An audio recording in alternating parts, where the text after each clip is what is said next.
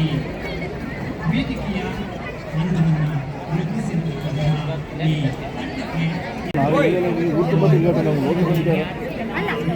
ಉಪಾಧ್ಯಕ್ಷರಾಗಿರ್ತಕ್ಕಂಥ ಪದ್ಮರಾಜ್ ಪಟ್ವಾಡಿ ಅವರನ್ನು ಕೂಡ ಪ್ರೀತಿಯಿಂದ ವೇದಿಕೆಗೆ ಬರಮಾಡಿಕೊಳ್ತಿದ್ದೇವೆ.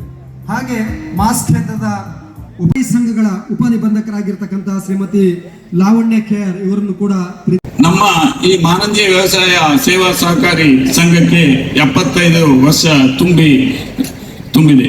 ದಿನಾಂಕ 15/5/1950 ನಮ್ಮ ಮಾನಂಜಿ ದಿವಂಗತ ಕೀರ್ತಿಶೇಷ ಮಾನಂಜಿ ನಾರಾಯಣರಾವ್ ಅವರ ಒಂದು ಪ್ರಯತ್ನದಿಂದ, ಅವರ ಒಂದು ಕನಸಿನಿಂದಾಗಿ ಇವತ್ತು ಈ ಸಂಸ್ಥೆ ಹುಟ್ಟಿ ಬೆಳೆದಿದೆ. ಇಂದಿಗೆ 75 ವರ್ಷಗಳನ್ನು ತುಂಬಿ ಇವತ್ತು ಅಮೃತಯಾನ ಅನ್ನುವ ಒಂದು ಅಭೂತಪೂರ್ವ ಕಾರ್ಯಕ್ರಮದಲ್ಲಿ ನಾವೆಲ್ಲ ಇದ್ದೇವೆ. ನಾನು ಚುಟುಕಾಗಿ ಸಂಘದ ಇಂದಿನ ಸ್ಥಿತಿಗತಿಯನ್ನು ನಿಮ್ಮ ಮುಂದೆ ಇಡಲಿಕ್ಕೆ ಇಚ್ಛೆ ಪಡ್ತೇನೆ. ಸಂಘವು ಇದುವರೆಗೆ 220 ಕೋಟಿ ಠೇವಣಿಗಳನ್ನು ಹೊಂದಿರುತ್ತದೆ. 230 ಕೋಟಿಯಷ್ಟು ಸಾಲ ಹೊರಬಾಕಿ ಇರುತ್ತದೆ. 50 ಕೋಟಿಯಷ್ಟು ನಾವು ರೈತರಿಗೆ 3% ಹಾಗೂ 0% ಬಡ್ಡಿ ದರದಲ್ಲಿ ಸಾಲವನ್ನು ನೀಡಿರುತ್ತೇವೆ. ನಮ್ಮ ಸಂಘವು 36 ಕೋಟಿಯಷ್ಟು ರಿಸರ್ವ್ ಫಂಡ್ ಅನ್ನ ಹೊಂದಿರುತ್ತದೆ. ಒಟ್ಟಾರೆ ಹೇಳುವುದಾದ್ರೆ ಸಾಧಾರಣ 90 ಕೋಟಿಯಷ್ಟು ಹಣವನ್ನ ನಾವು DCC ಬ್ಯಾಂಕ್ ಮತ್ತು ಬೇರೆ ಬೇರೆ ಬ್ಯಾಂಕ್ಗಳಲ್ಲಿ ವಿನಿಯೋಗಿಸಿ, ಯಾಕೆ ಹೇಳ್ತೇನೆ ಅಂದ್ರೆ ಕಳೆದ 75 ವರ್ಷದಿಂದ ಬೆಳೆದು ಬಂದ ಈ ಸಂಸ್ಥೆ 10 ಜನರ ಅವಿರತ ಪ್ರಯತ್ನದಿಂದ, ಅದು ಅಧ್ಯಕ್ಷನಾಗಿರ್ಬೋದು, ಕಾರ್ಯದರ್ಶಿ ಆಗಿರ್ಬೋದು, ಸಿಬ್ಬಂದಿ ಆಗಿರ್ಬೋದು, ಎಲ್ಲದಕ್ಕಿಂತ ಹೆಚ್ಚು ಬಡ್ಡಿಯನ್ನ ಕಾಲಕಾಲಕ್ಕೆ ಕಟ್ಟಿ ಸಂಘವನ್ನ ಗಟ್ಟಿಗೊಳಿಸಿದಂತ ನಮ್ಮ ಸದಸ್ಯರು, ಅವರನ್ನ ಪೂರ್ವಕವಾಗಿ ಈ ದಿನ ನಾನು ಅಭಿನಂದಿಸುತ್ತೇನೆ. ಹಾಗೆಯೇ ನಮ್ಮ ಸಂಘದ ಮೇಲೆ ಅಭಿಮಾನ ಇಟ್ಟು ನಮ್ಮ ಸಂಘದಲ್ಲಿ ಠೇವಣಿಯನ್ನ ಇಟ್ಟಿರುವಂತ ನಮ್ಮ ಊರಿನವರು ಹಾಗೂ ಬೇರೆ ಬೇರೆ ಪ್ರದೇಶದವರು, ಅವರನ್ನು ಸಹ ನಾನು ಅಭಿನಂದಿಸ್ತೇನೆ. ಅಮೃತ ಮಹೋತ್ಸವದ ಕಾರ್ಯಕ್ರಮದ ಬಗ್ಗೆ ಮಾತ್ರ ನಾನೊಂದೆರಡು ಮಾತಾಡಲಿಕ್ಕೆ ಇಷ್ಟಪಡ್ತೇನೆ. ಅಮೃತ ಮಹೋತ್ಸವ ಕಾರ್ಯಕ್ರಮ 75 ವರ್ಷ ತುಂಬಿದ ಬಗ್ಗೆ ನಾವು ಈಗಾಗಲೇ ಹಲವಾರು ಕಾರ್ಯಕ್ರಮಗಳನ್ನು ರೂಪಿಸಿಕೊಂಡಿದ್ದೇವೆ. ಅದರಲ್ಲಿ ಪ್ರಥಮವಾಗಿ ನಾವು ಒಂದು ಮೆರವಣಿಗೆ ಮುಖಾಂತರ ದೇವಸ್ಥಾನದಿಂದ ಇಲ್ಲಿಗೆ ಬರುವಂತ ಒಂದು ಕಾರ್ಯಕ್ರಮವನ್ನು ಈಗಾಗಲೇ ಮಾಡಿ ಮುಗಿಸಿದ್ದೇವೆ.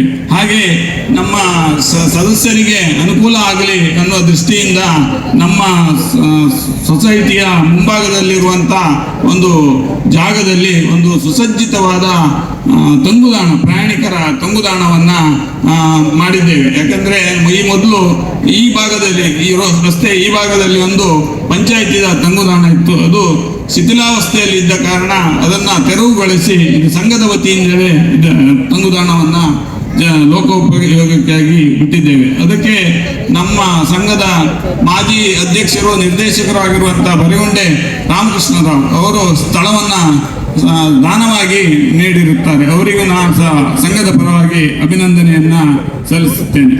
ಹಾಗೆ ಜನರಿಗೆ ಅನುಕೂಲ ಆಗಲಿ, ನಮ್ಮ ಸದಸ್ಯರ ಒಂದು ಹಿತದೃಷ್ಟಿಯಿಂದ ಆವಾಗ ನಮ್ಮ ಸಂಘಕ್ಕೆ ಬರುವ ಹಿರಿಯ ಸದಸ್ಯರು ಹೇಳ್ತಾ ಇದ್ರು, ನೀವು ಒಂದು ಸ್ಟೆಪ್ ಮೇಲೆ ಹತ್ತಿ ಬರೋದ್ರೊಳಗೆ ನಮಗೆ ಭಾರಿ ಸಾಕಾಗ್ತದೆ, ಒಂದು ಮಗ ಲಿಫ್ಟ್ ಏನಾದರೂ ವ್ಯವಸ್ಥೆ ಇದ್ರೆ, ಈಗ ಬೇರೆ ಬೇರೆ ಸೊಸೈಟಿಯಲ್ಲಿ ನಾವು ನೋಡಿದಾಗ ಲಿಫ್ಟ್ ಇರ್ತದೆ, ಒಂದೇನಾದ್ರೂ ಮಾಡ್ಲಿಕ್ಕೆ ಆಗ್ತದ, ನಮ್ಮ ಮೇಲೆ ಬ್ರಾಂಚಿಗೆ ಮತ್ತೆ ಹೆಡ್ ಆಫೀಸಿಗೆ ಮೇಲೆ ಹತ್ಕೊಂಡು ಹೋಗ್ಲಿಕ್ಕೆ ಕಷ್ಟ ಆಗ್ತದೆ ಅಂತ ಹೇಳೋದ್ರ ದೃಷ್ಟಿಯಿಂದ ಅವರ ಒಂದು ಮಾತಿನ ಪ್ರಕಾರ, ಮತ್ತೆ ಇತ್ತೀಚಿನ ವ್ಯವಸ್ಥೆಯಲ್ಲಿ ಎಲ್ಲಾ ಕಟ್ಟಡಗಳಲ್ಲಿಯೂ ಲಿಫ್ಟಿನ ವ್ಯವಸ್ಥೆ ಇದೆ. ಅದನ್ನ ನಾವು ಮನಗಂಡು ಆಡಳಿತ ಮಂಡಳಿಯಲ್ಲಿ ತೀರ್ಮಾನಗೊಂಡು ಇವತ್ತು ಲಿಫ್ಟ್ ಅನ್ನ ನಾವು ಮಾಡಿದ್ದೇವೆ. ಅದು ಸಹ ನಮ್ಮ ಈ ಅಮೃತ ಮಹೋತ್ಸವ ಕಾರ್ಯಕ್ರಮದ ಒಂದು ಅಂಗ.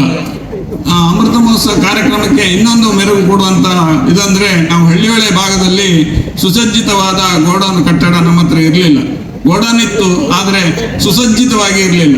ಹಾಗಾಗಿ ಅಲ್ಲಿ ಒಂದು ದಾಸ್ತಾನು ಗೋಡಾನನ್ನ ನಿರ್ಮಿಸಿ, ಅದರಲ್ಲಿ ಒಂದು ಭಾಗದಲ್ಲಿ ಮಾಸ್ ಅಡಿಕೆ ಖರೀದಿ ಕೇಂದ್ರ, ಅದರ ಒಂದು ಉದ್ಘಾಟನೆಯನ್ನು ಈಗಾಗಲೇ ಮಾಡಿದ್ದೇವೆ. ಹಾಗೆ ಈ ಅಮೃತ ಮಹೋತ್ಸವ ಕಾರ್ಯಕ್ರಮದ ಅಂಗವಾಗಿ ನಮ್ಮ ಜನರಿಗೆ ಅನುಕೂಲ ಆಗುವಂತೆ ನಾವೊಂದು ಪಿಂಚಣಿ ಯೋಜನೆಯನ್ನು ಸಹ ಮಾಡಿದ್ದೇವೆ. ಪಿಂಚಣಿ ಯೋಜನೆ ಅಂದ್ರೆ ಬೇರೆ ಬೇರೆ ಇದರಲ್ಲಿ ನೌಕರರಿಗೆ ಅಥವಾ ಜನರಿಗೆ ಪೆನ್ಷನ್ ಸ್ಕೀಮ್ ಇರ್ತದೆ. ನಮ್ಮ ಸದಸ್ಯರಿಗೆ ಪೆನ್ಷನ್ ಸ್ಕೀಮ್ ಅದ ರೀತಿಯಲ್ಲಿ ಒಂದು ಪಿಂಚಣಿ ಯೋಜನೆ, ಹಾಗೆ 75 ತಿಂಗಳುಗಳಿಗೆ ದ್ವಿಗುಣ ಆಗುವ ಒಂದು ನಾವು ಡೆಪಾಸಿಟ್ ಸ್ಕೀಮನ್ನು ನಮ್ಮ ಎ ತರಗತಿ ಸದಸ್ಯರಿಗೆ ಮಾಡಿದ್ದೇವೆ. ಅದಲ್ಲದೆ ನಮ್ಮ ಈ ಅಮೃತ ಮಹೋತ್ಸವ ಕಾರ್ಯಕ್ರಮದ ಅತೀ ದೊಡ್ಡ ಒಂದು ಹೋರಾಟ ಅಥವಾ ಅತಿ ದೊಡ್ಡ ಮೆರುಗು ಬಂದ ಕಾರ್ಯಕ್ರಮ ಅಂದರೆ ಸನ್ಮಾನ ಕಾರ್ಯಕ್ರಮ. ಯಾಕಂದ್ರೆ ನಾನು ಈ ಸಂದರ್ಭದಲ್ಲಿ ಸಮಯ ಆದರೂ ಸಹ ಒಂದು 2 ವಿಚಾರ ಹೇಳಲೇಬೇಕು. ಯಾಕಂದ್ರೆ ನಮ್ಮ ಸಂಘ ಇಲ್ಲಿಗೆ 75 ವರ್ಷ ತುಂಬಿ ಈ ಹಂತದಲ್ಲಿ ಇರುವಾಗ ಇದಕ್ಕೆ ಯಾರು ಇದಕ್ಕೆ ದುಡಿದಿದ್ದಾರೆ, ತ್ಯಾಗ ಮಾಡಿದ್ದಾರೆ, ಹೋರಾಟ ಮಾಡಿದ್ದಾರೆ, ಅವರನ್ನ ಗುರುತಿಸುವುದು ಬಹುಮುಖ್ಯ. ಹಾಗಾಗಿ ಕಳೆದ 3 ತಿಂಗಳುಗಳಿಂದ ನಮ್ಮ ನಿರ್ದೇಶಕರು, ಬೇರೆ ಬೇರೆ ಕಮಿಟಿ ಸದಸ್ಯರು, ಹಾಗೆ ಮಾಜಿ ಅಧ್ಯಕ್ಷರು ಎಲ್ಲರೂ ಸೇರಿ ಹಿರಿಯ 75 ಸದಸ್ಯರನ್ನ ಗುರುತಿಸಿ ಅವರು ಎಲ್ಲೇ ಇದ್ರು ಅವರ ಮನೆಗೆ ಹೋಗಿ ಅವರ ಕುಟುಂಬ ವೃಂದದೊಂದಿಗೆ ಅವರನ್ನ ಸನ್ಮಾನಿಸಿದ್ದೇವೆ. ಇದು ನಮಗೂ ಹೆಮ್ಮೆ, ಸನ್ಮಾನ ಮಾಡಿಸಿಕೊಂಡವರಿಗೂ ಅತ್ಯಂತ ಖುಷಿ ಪಡುವಂತ ವಿಚಾರ ಆಗಿದೆ. ಹಾಗೆ ಈ ಸಂಘದಲ್ಲಿ ಸೇವೆ ಸಲ್ಲಿಸಿರುವಂತ ಮಾಜಿ ಎಲ್ಲ ನಿರ್ದೇಶಕರು ಹಾಗೂ ಜನರಲ್ ಮ್ಯಾನೇಜರ್ ಹಾಗೂ ಸಿಬ್ಬಂದಿ ವರ್ಗ ರಿಟೈರ್ಡ್ ಆಗಿ ಹೋದವರು, ಅವ್ರಿಗೆ ಎಲ್ಲರಿಗೂ ಮನೆಗೆ ಹೋಗಿ ಅವರ ಮನೆಯಲ್ಲಿ ಕುಟುಂಬ ಸದಸ್ಯರೊಂದಿಗೆ ಸನ್ಮಾನವನ್ನ ಮಾಡಿದ್ದೇವೆ. ಅದು ಸಹ ಅವರಿಗೂ ತುಂಬಾ ಖುಷಿ ಕೊಟ್ಟ ವಿಚಾರ, ನಮಗೂ ಸಹ ಅವರ ಖುಷಿಯು ನಮ್ಮನ್ನ ಖುಷಿ ದ್ವಿಗುಣಗೊಳಿಸಿದೆ. ಹಾಗೆ 75ರ ಒಂದು ಸಂಭ್ರಮ ಅಮೃತ ಯಾನ ಇದರ ಪ್ರಯುಕ್ತ ನಮ್ಮ ಅವಿಭಜಿತ ಕುಂದಾಪುರ ತಾಲೂಕಿನ ಕೃಷಿ ಪತ್ತಿನ ಸಹಕಾರಿ ಸಂಘಗಳ ನೌಕರರಿಗೂ ಹಾಗೂ ಸಿಬ್ಬಂದಿ ವರ್ಗದವರಿಗೂ ಒಂದು ಕ್ರೀಡಾ ಕಾರ್ಯಕ್ರಮವನ್ನು ಕ್ರೀಡಾಮೃತ ಹೆಸರಿನಲ್ಲಿ ಒಂದು ಅದ್ಧೂರಿಯಾಗಿ ನಮ್ಮ ಒಂದು ಮಾನಂಜೆಯ ಪ್ರಾಯೋಜಕತ್ವದಲ್ಲಿ ಅದು ಭಾರಿ ಚಂದವಾಗಿ ಅದ್ಧೂರಿಯಾಗಿ ಶಿಸ್ತುಬದ್ಧವಾಗಿ ನಡೆದಿದೆ. ಅದಲ್ಲದೆ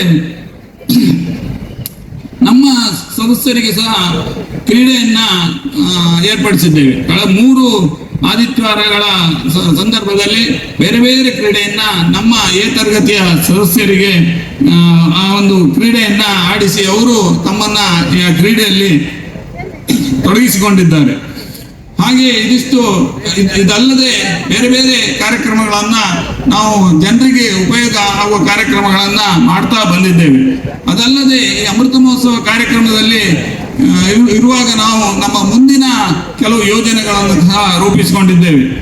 ಮುಂದಿನ ಯೋಜನೆಯ ಒಂದು ಅಂಗವಾಗಿ ಹಳ್ಳಿಹೊಳೆಯಲ್ಲಿ ಈಗಾಗಲೇ ಗ್ರೌಂಡ್ ಫ್ಲೋರ್ ಅಲ್ಲಿ ನಾವು ಏನು ಗೋದಾಮನ್ನ ನಿರ್ಮಿಸಿದ್ದೇವೆ. ಅದರ ಪ್ರಥಮ ಮಹಡಿಯಲ್ಲಿ ಸುಸಜ್ಜಿತವಾದ ಒಂದು ಬ್ರಾಂಚ್ ಆಫೀಸನ್ನ ಮಾಡಬೇಕಂತ ಎಣಿಸಿದ್ದೇವೆ. ಹಾಗೆ ಸಿದ್ದಾಪುರದಲ್ಲಿ ಇವತ್ತು ಭಯಂಕರ ಅತಿ ವೇಗದಲ್ಲಿ ಬೆಳೆಯುವ ಪೇಟೆಗಳಲ್ಲಿ ಸಿದ್ದಾಪುರ ನನ್ನ ಕುಂದಾಪುರ ತಾಲೂಕು ಅಥವಾ ಉಡುಪಿ ಜಿಲ್ಲೆಯಲ್ಲೇ ಪ್ರಥಮ ಸ್ಥಾನದಲ್ಲಿದೆ. ಹಾಗಾಗಿ ನಮ್ಮದೇ ಸ್ವಂತ ಜಾಗ ಇರುವುದರಿಂದ ಅಲ್ಲಿ ಒಂದು ಬಹುಮಹಡಿಯ ವಾಣಿಜ್ಯ ಕಟ್ಟಡವನ್ನ ನಿರ್ಮಿಸಬೇಕು.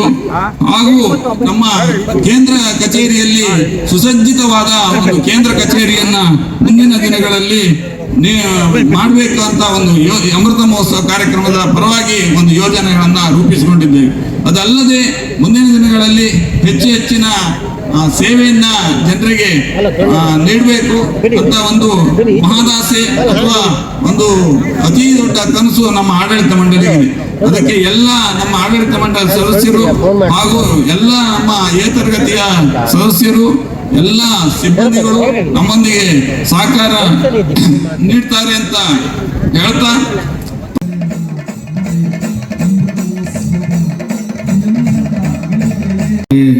ಎಲ್ಲ ವಿಚಾರವನ್ನು ಪ್ರಸ್ತಾಪ ಮಾಡಿದ್ದಾರೆ. 75 ವರ್ಷದ ಹಿಂದೆ ಹಿರಿಯರಾದ ಮಾನಂಜೆ ನಾರಾಯಣರಾಯರ ನೇತೃತ್ವದಲ್ಲಿ ಈ ಸಹಕಾರಿ ಸಂಘ ಸ್ಥಾಪನೆಯಾಗಿ ಇವತ್ತಿಗೂ ಒಂದು ಸದೃಢವಾಗಿ ಮಾನಂಜಿ ವ್ಯವಸಾಯ ಸೇವಾ ಸಂಘ ಬೆಳೆದು ಬಂದಿದೆ. ಮಾನಂಜಿ ನಾರಾಯಣರಾಯರು ನಮ್ಮ ತಂದೆಯ ಸಮಕಾಲೀನರು, ತಂದೆಗಿಂತ ಹಿರಿಯವರು. ರಾಘವೇಂದ್ರಾಯರು ನಮಗಿಂತ ಹಿರಿಯವರು. ಅವ್ರನ್ನೆಲ್ಲ ತುಂಬ ಚಿಕ್ಕಂದಿನಲ್ಲಿ ಒಡನಾಡ ಇರುವಂಥವ್ರು. ಇವತ್ತು ಮಾನಂಜಿ ಸಹಕಾರಿ ಸಂಘ ಇಷ್ಟು ಬೆಳಿಬೇಕಾದರೆ ಈ ಸಂಘಕ್ಕೆ ಸೇರಿದ 4 ಗ್ರಾಮದ ಎಲ್ಲ ಸದಸ್ಯರು ನೇರವಾಗಿ ಕಾರಣ ಅಂತ ಹೇಳ್ತೇನೆ. ಇಲ್ಲಿ ಒಂದು ಎಲ್ಲ ರೈತರು ಸಹ ಆರ್ಥಿಕವಾಗಿ ಸದೃಢ. ಇಲ್ಲಿ ಆಕ್ಚುಲಿ ನಿಜವಾಗಿ ಹೇಳಬೇಕಾದ್ರೆ ಇವರಿಗೆ ಸಾಲದ ಅಗತ್ಯ ಇಲ್ಲ. ಆದರೆ ಇವತ್ತು ಅಧ್ಯಕ್ಷರು ಹೇಳಿದರು, ನಿಬಡ್ಡಿ ಸಾಲದಿಂದ ಸರ್ಕಾರದ ಧೋರಣೆಯಂತೆ 5 ಲಕ್ಷ ರೂಪಾಯಿ ಸಾಲವನ್ನು ಇವತ್ತು ನೀಡಿದ್ದಾರೆ. ಹಾಗೆ ಅಭಿವೃದ್ಧಿಗೆ 10 ಲಕ್ಷ ರೂಪಾಯಿಯನ್ನು ನಾವು ಕೊಟ್ಟಿದ್ದೇವೆ ಇಲ್ಲ ಅಂತೇಳಿ ಖಂಡಿತ ಅಭಿನಂದನೆಯನ್ನು ಅವರಿಗೆ ಸಲ್ಲಿಸಬೇಕು.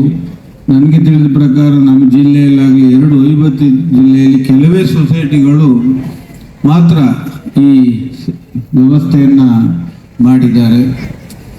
ಇಷ್ಟು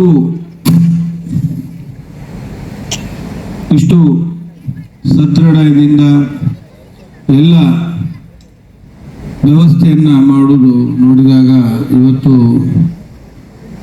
ನಮ್ಮ ವಾಣಿಜ್ಯ ಬ್ಯಾಂಕ್ಗಳಿಗೆ ಮೀರಿ ಇವತ್ತು ಕೃಷಿ ಪತ್ತಿನ ಸಹಕಾರಿ ಸಂಘ ನಮ್ಮ ಅವಿಭಜಿತ ದಕ್ಷಿಣ ಕನ್ನಡ ಜಿಲ್ಲೆಯಲ್ಲಿ ಬೆಳೀತಾ ಇರೋದು ಒಂದು ಒಳ್ಳೆಯ ಸಂಕೇತವಾಗ್ತದೆ.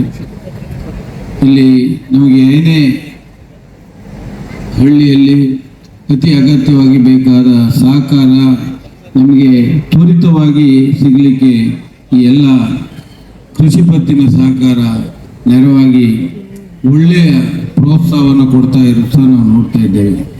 ಅದು ಎಲ್ಲ ಸಂಘಗಳು ಅವರವರ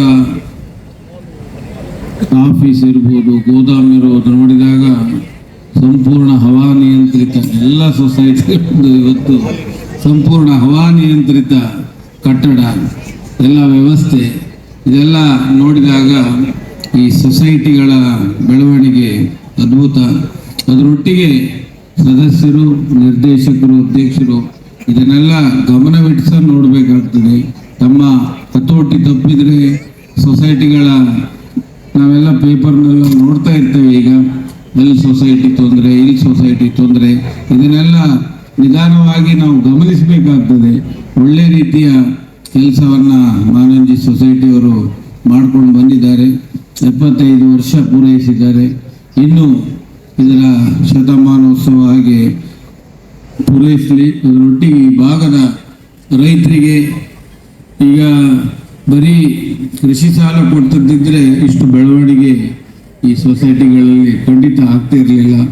ಬೇರೆ ಬೇರೆ ವ್ಯವಹಾರಗಳನ್ನು ಮಾಡುವ ಉದ್ದೇಶದಿಂದ ಕೃಷಿಯೊಟ್ಟಿಗೆ ಬೇರೆ ಬೇರೆ ಸಾಲವನ್ನು ಕೊಡುವುದರ ಮೂಲಕ ತುಂಬ ಲಾಭದಾಯಕವಾಗಿ ಈ ಸೊಸೈಟಿಗಳು ಬೆಳೆದು ಬಂದದ್ದು ನಾವು ಗಮನಿಸ್ಬೋದು. ಇದನ್ನು ಇನ್ನು ಹೆಚ್ಚಿನ ರೀತಿಯಲ್ಲಿ ಇವರು ಮಾಡಿಕೊಂಡು ಬರಲಿ ಅಂತೇಳಿ ಶುಭವನ್ನು. ಸಂಜೆ ರಾತ್ರಿವರೆಗೂ ಶ್ರಮಪಟ್ಟು ಮನೆ ಮನೆಗೆ ತಿರುಗಿ ಬೆಳೆಸಿದಂಥ ಆ ಕಥೆಯಿಂದ ಆರಂಭವಾಗಿ ಇವತ್ತು ಜಿಲ್ಲೆಯಲ್ಲೇ ಒಂದು ಪ್ರತಿಷ್ಠಿತ ಸೊಸೈಟಿ ಅಂತ ಅನ್ಸ್ಕೊಂಡು ತನ್ನ 75ನೇ ವರ್ಷದ ಅಮೃತ ಮಹೋತ್ಸವ ಕಾರ್ಯಕ್ರಮವನ್ನು ಆಚರಿಸಿಕೊಳ್ಳುವಂತ ಈ ಸಂದರ್ಭದಲ್ಲಿ ನಾವೆಲ್ಲರೂ ಭಾಗಿಯಾಗ್ತಾ ಇರೋದು ನನಗಂತೂ ಒಂದು ಭಾಗ್ಯದ ಸಂದರ್ಭ ಅಂತ ಅಂದ್ಕೊಳ್ತೇನೆ. ಈ ಸಂದರ್ಭದಲ್ಲಿ ಗುರುಗಳಾದ ಛಾತ್ರರ ಪಾದಗಳಿಗೆ ವಂದಿಸಿಕೊಳ್ತಾ ಕ್ಷೇತ್ರದ ದೇವಿ ಬ್ರಹ್ಮಿ ದುರ್ಗಾ ಪರಮೇಶ್ವರಿ ಆಶೀರ್ವಾದವನ್ನು ಕೇಳ್ತಾ ಒಂದು ಸಂಸ್ಥೆ ಜನಮಾನಸದಲ್ಲಿ ವಿಶ್ವಾಸವನ್ನು ಗಳಿಸ್ತಾ ಅದ್ರ ಜೊತೆಗೆ ತಾನು ಬೆಳೀತಾ ತನ್ನ ಸದಸ್ಯರನ್ನು ಬೆಳೆಸ್ತಾ ಹೋದಾಗ ಒಳ್ಳೆಯ ಸೊಸೈಟಿ ಅನ್ಸ್ಕೊಳ್ತಾ, ಒಳ್ಳೆಯ ಸದಸ್ಯರು ಅನ್ಸ್ಕೊಳ್ತಾ, ಒಳ್ಳೆಯ ಊರು ಅಂತ ಅನ್ಸ್ಕೊಳ್ತಾ ಬೆಳೆದಂತ ಈ ಸಂಸ್ಥೆ, ಈ ಊರು, ಇಲ್ಲಿಯ ಜನರು ಎಲ್ರಿಗೂ ಒಂದು ಹೆಮ್ಮೆಯ ಸಂಕೇತವಾಗಿ ಮಾನಂಜಿ ಸೊಸೈಟಿ ಇದೆ. ಇದರ ಉಳಿದ 5 ಬ್ರಾಂಚ್ಗಳು ಸಹಿತ ಸ್ವತಂತ್ರವಾಗಿ ಕಾರ್ಯನಿರ್ವಹಿಸುವಂತ ಒಂದು ಸಂಸ್ಥೆಯನ್ನಾಗಿ ಮಾಡಿದ್ದಾರೆ. ಈ ಸಂದರ್ಭದಲ್ಲಿ ಸಹಕಾರಿ ಕ್ಷೇತ್ರದ ಅನೇಕ ದಿಗ್ಗಜರು, ಧುರೀಣರು, ಅಧಿಕಾರಿಗಳೆಲ್ಲ ವೇದಿಕೆಯಲ್ಲಿದ್ದಾರೆ. ಕೆಳಗಡೆ ಸಹಿತ ನಮ್ಮ ಕ್ಷೇತ್ರದ ಬೇರೆ ಬೇರೆ ಸೊಸೈಟಿ ಅಧ್ಯಕ್ಷರಿದ್ದಾರೆ. ನನ್ಗೆ ಅನ್ನಿಸ್ತು ಈ ಪೈಕಿ ಕಾರ್ಯಕ್ರಮಕ್ಕೆ ಬರ್ತಾರಲ್ಲ ಅಂತೇಳಿ ಹೇಳಿ, ಅಂದ್ರೆ ಸೊಸೈಟಿ ಇದೆ ಅದಕ್ಕೋಸ್ಕರ ಎಲ್ಲರೂ ಒಟ್ಟಾಗಿರೋದು. ಸೊ ಆ ರೀತಿಯ ಒಂದು ಪ್ರೀತಿ ಅಭಿಮಾನದಿಂದ ಈ ಕಾರ್ಯಕ್ರಮದಲ್ಲಿ ಭಾಗವಹಿಸಿದ್ದಾರೆ.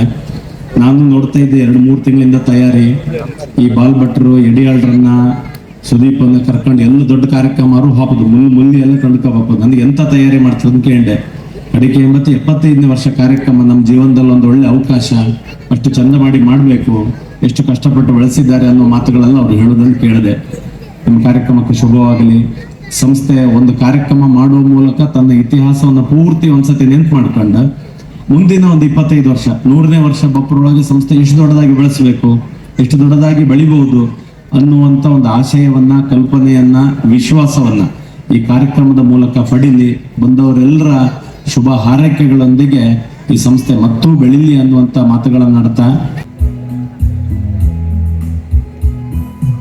ಸಲಹೆ ಸೂಚನೆಗಳನ್ನು ನೀಡಿದಂಥ ಮಾನಂಜೆ ರಾಘವೇಂದ್ರ ರಾವ್ ಅವರಿಗೂ ಕೂಡ ಧನ್ಯವಾದವನ್ನು ಸಮರ್ಪಿಸುತ್ತಿದ್ದೇನೆ.